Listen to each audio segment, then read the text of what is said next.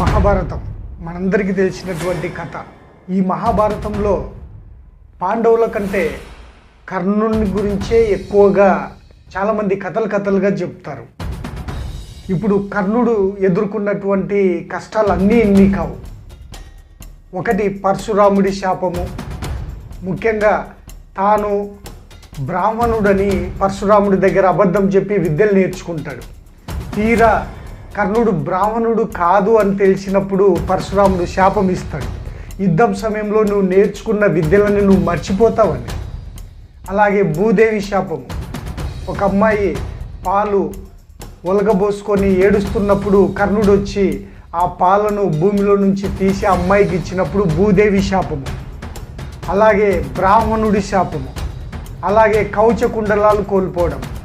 ముఖ్యంగా కుంతీదేవి కర్ణుడి నుంచి మాట తీసుకోవడం, తన 5 మంది కుమారులను యుద్ధంలో ఏం చేయకూడదని. విధి కర్ణుడిని ఎన్నిసార్లు మోసం చేసినా కూడా తన వ్యక్తిత్వాన్ని కోల్పోలేదు. ఆ విధిని ఎదిరించాడు. ఆ విధిని ఏ విధంగా తనకు అనుగుణంగా ఆ విధిని మలుచుకున్నాడు. కానీ విధికి ఎప్పుడూ తల వంచలేదు. ఎన్నిసార్లు మోసం చేసినా కూడా ఎప్పుడూ తల వంచలేదు.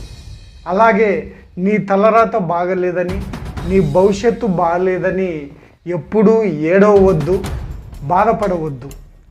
ఎందుకంటే నీ గుణం గొప్పదైతే ఓటమిలో కూడా చరిత్ర నిన్ను గెలిపిస్తుంది.